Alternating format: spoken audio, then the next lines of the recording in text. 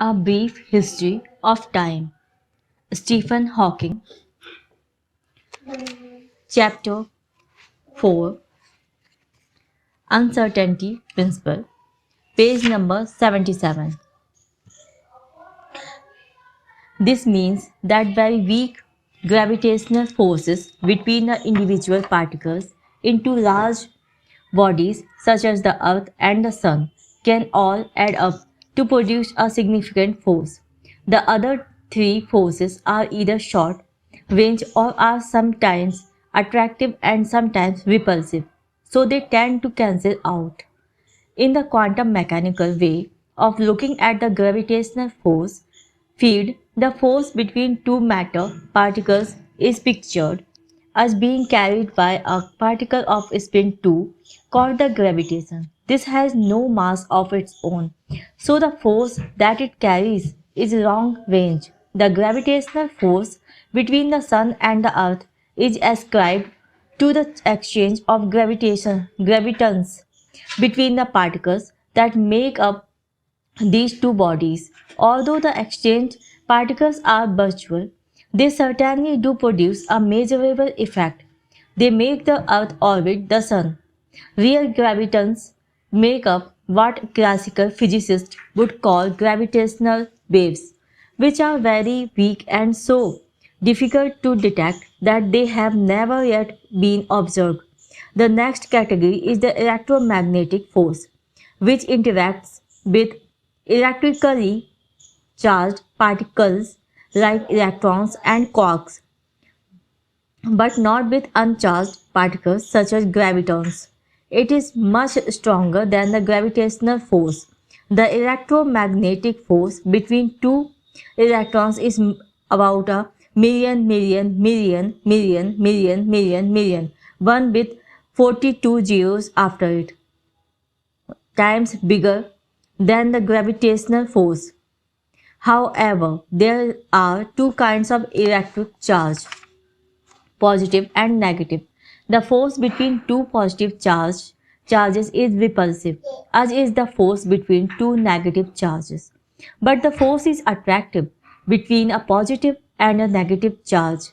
A large body, such as the Earth or the Sun, contains nearly equal numbers of positive and negative charges. Thus, the attractive and repulsive forces between the individual particles nearly cancel each other out, and there is very little net electromagnetic force. However, on the small scales of atoms and molecules, electromagnetic forces dominate. The electromagnetic attraction between negatively charged electrons and positively charged protons in the nucleus causes the electrons to orbit the nucleus of the atom, just as gravitational attraction causes the earth to orbit the sun. The electromagnetic attraction is pictured as being caused by the exchange of large numbers of virtual massless particles of spin 1 called photons. Again, the photons that are exchanged are virtual particles.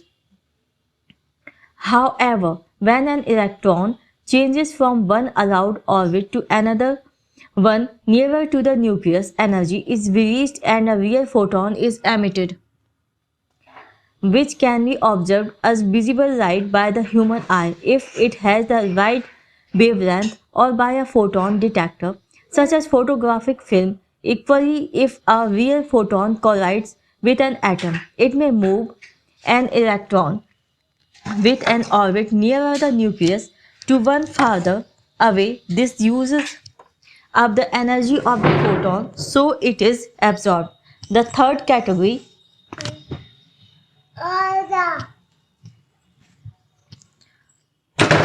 is called the weak nuclear force, which is responsible for a radioactivity and which acts on all matter particles of spin 1 by 2, but not on particles of spin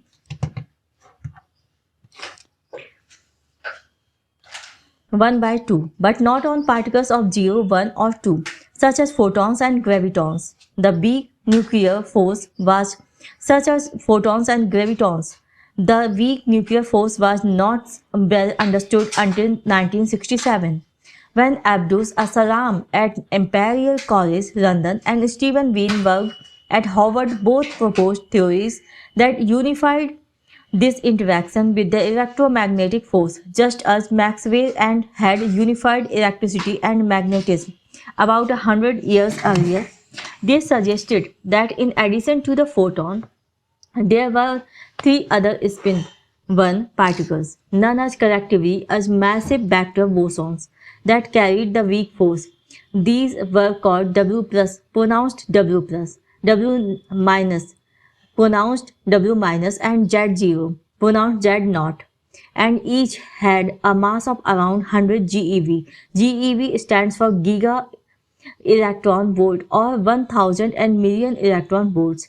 The Weinberg-Salem theory exhibits a property known as spontaneous symmetry breaking. This means that what appear to be a number of completely different particles at low energies are in fact found to be all the same type of particle,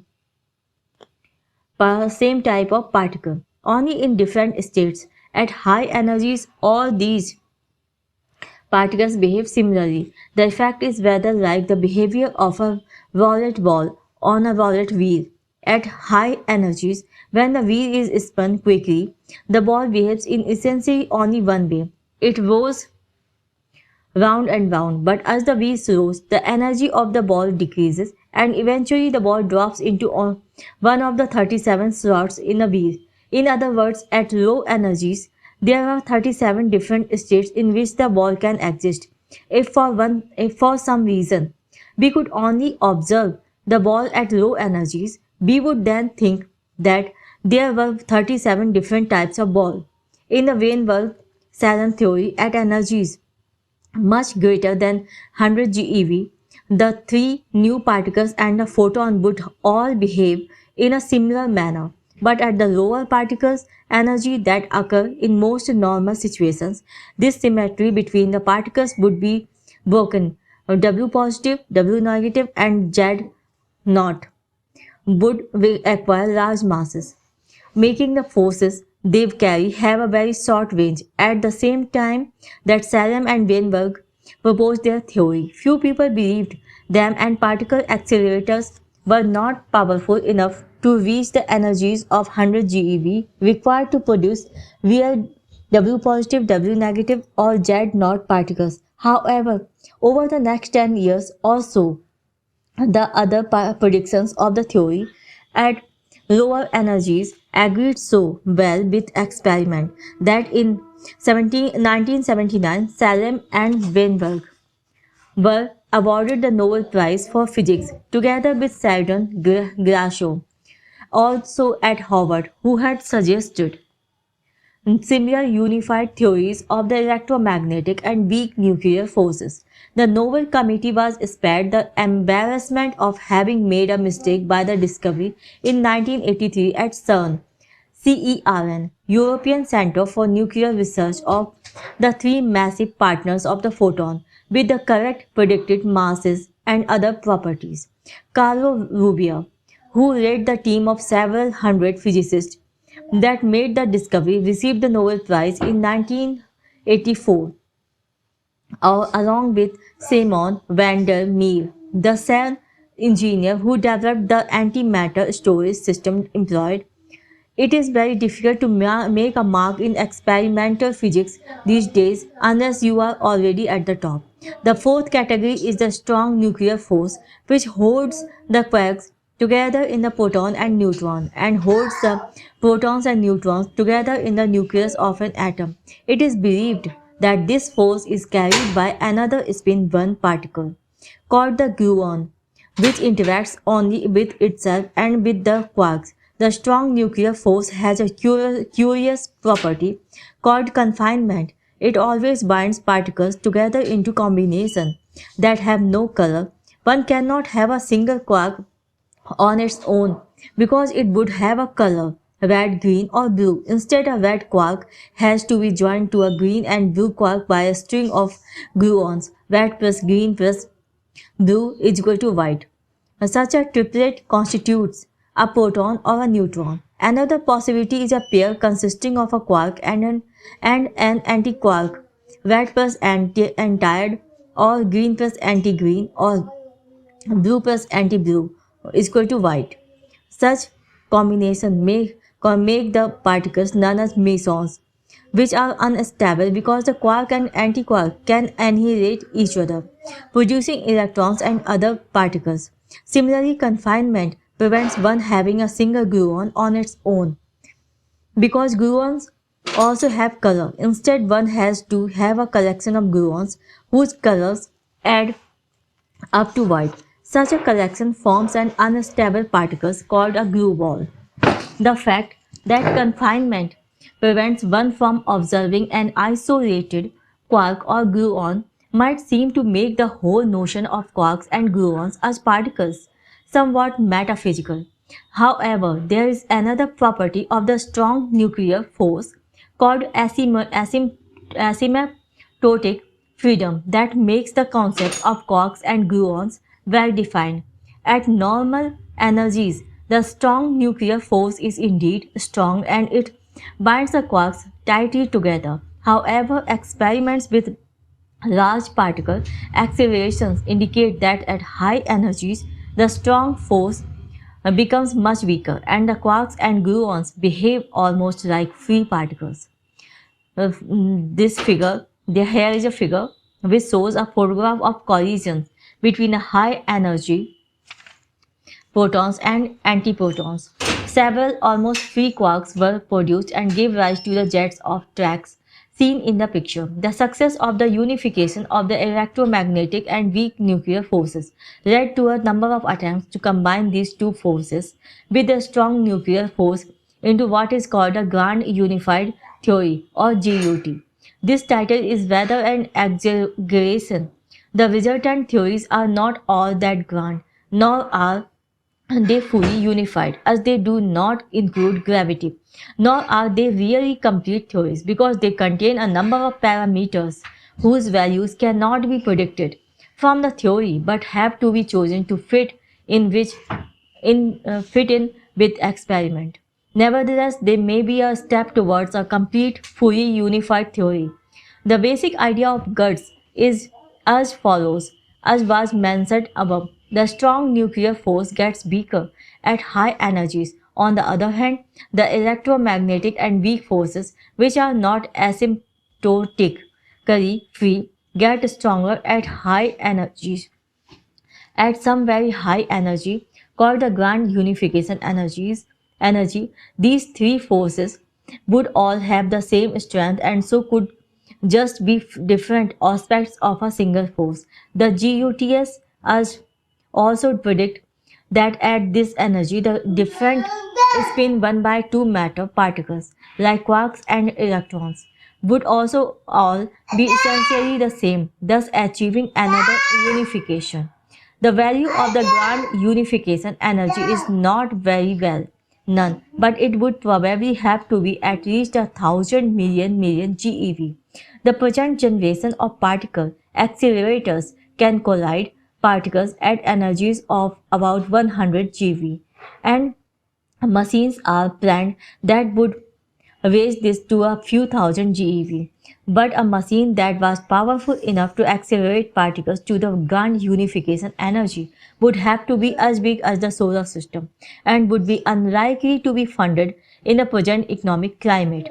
Thus, it is impossible to test grand unified theories directly in the laboratory. However, just as in the case of electromagnetic and weak unified theory, there are low energy consequences of the theory that can be tested. The most interesting of these is the prediction that protons, which make up much of the mass of ordinary matter, can spontaneously decay into lighter particles such as in anti-electrons. The reason this is possible is that at the grand unification energy there is no essential difference between a quark and an anti-electron. The three quarks inside a proton normally do not have enough energy to change into anti-electrons, but very occasionally one of them may acquire sufficient energy to make the transition because the uncertainty principle means that the energy of the quarks inside the proton cannot be fixed exactly.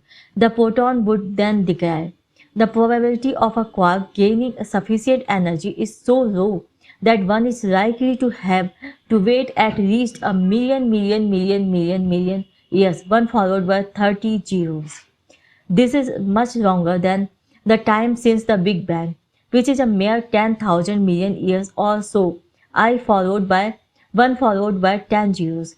Thus, one might think that the possibility of spontaneous proton decay could not be tested experimentally. However, one can increase one's chances of detecting a decay by observing a large amount of matter containing a very large number of protons. If, for example, one observed a number of protons equal to 1 followed by 31 zeros for a period of 1 year, one would expect, according to the simplest GUT, to observe more than one proton decay. A number of such experiments have been carried out, but none have yielded definite evidence of proton or neutron decay. One experiment used 8,000 tons of water and was performed in the Morton salt mine in Ohio to avoid other events taking place caused by cosmic rays that might be confused with proton decay. Since no spontaneous proton decay had been observed during the experiments, one can calculate that the probable life of the proton must be greater than 10 million years, one with 31 zeros. This is longer than the lifetime predicted by the simplest grand unified theory. But there are more elaborate theories in which the predicted lifetime are longer. Still, more sensitive experiments involving even larger quantities of matter will be needed to test them. Even though it is very difficult to observe spontaneous proton decay, it may be that our very existence is a consequence of the reverse process, the production of protons or more simply of quarks from an initial situation in which there were no more quarks than antiquarks, which is the most natural way to imagine the universe starting out. Matter on the earth is made up mainly of protons and neutrons, which in turn are made up of quarks. There are no antiprotons or antineutrons made up from antiquarks except for a few that physicists produce in large particle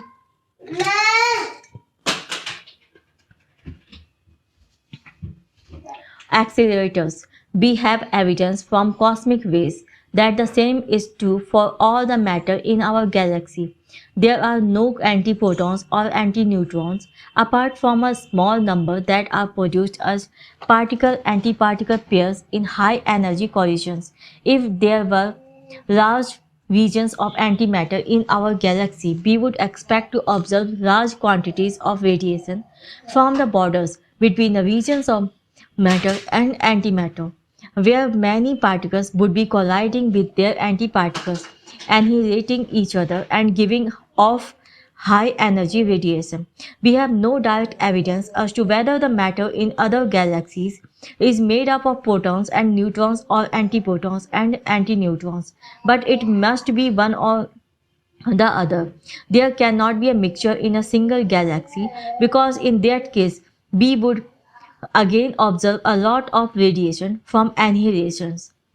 We therefore believe that all galaxies are composed of quarks rather than antiquarks.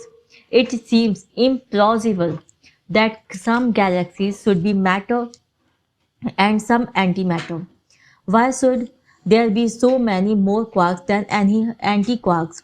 Why are there not equal numbers of each? It is certainly fortunate for us that the numbers are unequal because they had been the same. Nearly all the quarks and antiquarks would have annihilated each other in the early universe and left a universe filled with radiation but hardly any matter.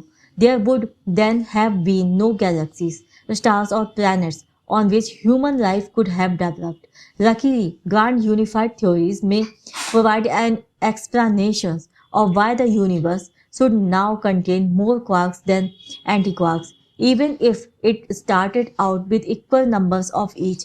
As we have seen, GUTS guts allow quarks to change into anti-electrons at a high energy. They also allow the reverse processes, antiquarks turning into electrons and anti-electrons turning into antiquarks and quarks.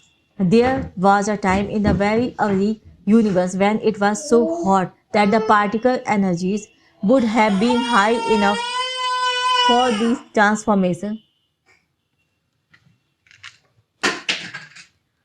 to take place. But why should that lead to more quarks than antiquarks? The reason is that the law of physics are not quite the same for particles and the antiparticles. Up to 1956, it was believed that the laws of physics obeyed each of three separate symmetrics called C, P, and T. The symmetry C means that the laws are the same for particles and antiparticles. The symmetry P means that the laws are the same for any situation and its mirror image. The mirror image of a particle spinning in a right-handed direction is one spinning in a left-handed direction. The symmetry T means that if you reverse the direction of motion of all particles and antiparticles, the system should go back to what it was at earlier times. In other words, the laws are the same in the forward and backward directions of the time. In 1956, two American physicists, Sung Dao Lee and Chen Ning Yang, suggested that the weak force does not in fact obey the symmetry P.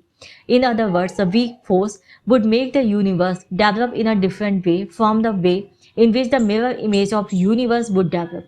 The same year, a colleague, Jian Seong Wu, proved that their predictions correct. She did this by lining up the nuclei of radioactive atoms in a magnetic field so that they were all spinning in the same direction and showed that the electrons were given off more in one direction than another. The following year, Lee and Yang received the Nobel Prize for their idea. It was also found that the weak force did not obey the symmetry C. That is, it would cause a universe composed of antiparticles to behave differently from our universe. Nevertheless, it seemed that the weak force did obey the combined symmetry CP. That is, the universe would develop in the same way as its mirror image if, in addition, every particle was swept with its antiparticle. However, in 1964, two more Americans, J. W. Cronin and Wal Fitch, discovered that even the CP symmetry was not obeyed in the decay of certain particles called K-mesons. Cronin and Fitch eventually received the Nobel Prize for their work in 1980. A lot of prizes have been awarded for showing that the universe is not as simple as we might have thought. There is mathematical theorem that says that any theory that obeys quantum mechanics and relativity must always obey the combined symmetry CPT. In other words, the universe would have to behave the same if one replaced particles by antiparticles, took the mirror image and also reversed the direction of time. But Cronin and Fitch showed that if one replaces particles by antiparticles and takes the mirror image but does not reverse the direction of time, then the universe does not behave the same. The laws of physics, therefore, must change if one reverses the direction of time. They do not obey the symmetry T. Certainly, the early universe does not obey the symmetry T. As time runs forward, the universe expands. If it ran backward, the universe would be contracting. And since there are forces that do not obey the symmetry T, it follows that as the universe expands, these forces could all cause more anti-electrons to turn into quarks than electrons into antiquarks. Then as the universe expands and cools, the antiquarks would annihilate with the quarks. But since there would be more quarks than antiquarks, a small excess of quarks would remain. It is these that make up the matter we see today and out of which we observe are we ourselves are made. Thus, our very existence could be regarded as a confirmation of grand unified theories. Though a qualitative one only, the uncertainties are such that one cannot predict the numbers of quarks that will be left after the annihilation, or even whether it would be quarks or antiquarks that would remain. Had it been an excess of antiquarks, however, we would simply have named antiquarks quarks and quarks antiquarks. Grand unified theories do not include the force of gravity. This does not matter too much because gravity is such a weak force that its effect can usually be neglected when we are dealing with elementary particles or atoms. However, the fact that it is both long range and always attractive means that its effect all add up. So for a sufficiently large number of matter particles, gravitational forces can dominate over all other forces. This is why it is gravity that determines the evolution of the universe. Even for objects the size of stars, the attractive force of gravity can win over all the other forces and cause the star to collapse. My work in the 1970s focused on the black holes that can result from such stellar collapse and the intense gravitational field around them. It was this that led to the first hints of how the theories of quantum mechanics and general relativity might affect each other, a glimpse of the shape of a quantum theory of gravity yet to come. Thank you very much. This is the page number 88 and end of the chapter 5. Thank you. Happy reading.